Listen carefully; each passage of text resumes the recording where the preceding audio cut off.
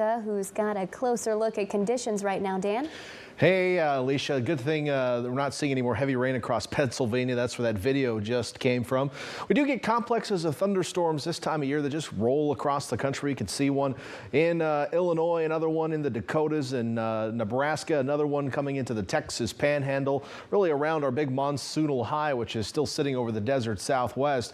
Now, we're in a somewhat of a complex pattern right now where there's a weak area of low pressure, which got pushed a little bit farther out to sea today. That's why our inland area is warmed up. This area of low pressure has helped allow our marine layer to deepen a little bit over the last couple days. That pushed that cooler air deeper into the inland valleys, but since it's just meandering all the way out to the water, well, we've warmed up a little bit. And it's partially because of this ridge up to the north. It's kind of pushing back in and around and trying to get it out of here. So I think another day of warming for our inland locations tomorrow. We'll probably warm up a couple of degrees on the coast. So right now, Sunday looking a little bit warmer. It will be short-lived, however, because low pressure is going to strengthen back here on the west coast as we head into early next week, which we'll talk about in a moment. Well, let's get into your forecast tomorrow morning. We're going to wake up to patchy low clouds around the bay and patchy fog sneaking into some of our nearby valleys. That includes the Salinas Valley, Carmel Valley, perhaps, maybe even a little bit up the Highway 17 and 9 corridors as we head into the early morning hours. And then as we head into the afternoon, skies will begin to clear and we'll see only a few low clouds right near the shore throughout the day. Otherwise,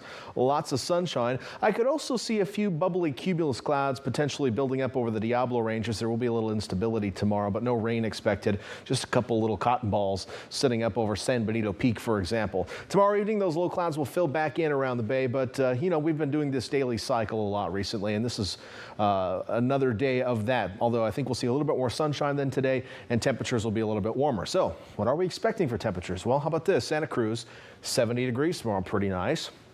88 in Boulder Creek, the hot spot there in the Santa Cruz Mountains. And even Scotts Valley coming back in at 80 degrees tomorrow afternoon. Capitola and Aptos will be in the upper 60s, right around 71 in Watsonville, with mid-70s in Salinas, mid-80s in Hollister, and 90s in the Santa Clara Valley. Back toward the Bay Shore, one of the cooler areas, Castroville at 65, but that is A-OK artichoke weather. We can handle mid-60s, and they don't like a lot of sunshine, those artichokes. And there will be some tomorrow, but at least the temperatures will be mild.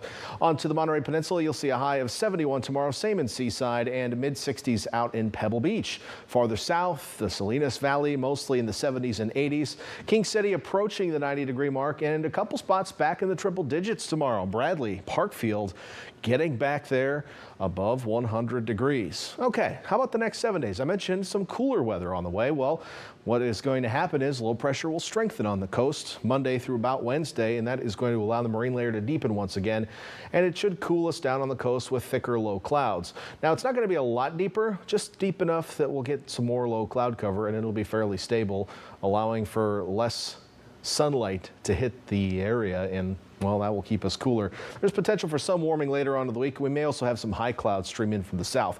Inland areas, well, you'll be nice and warm tomorrow and then slightly cooler Monday, Tuesday, and Wednesday. Your high's really only about 2 degrees below normal, so we're not going to call it all that cool.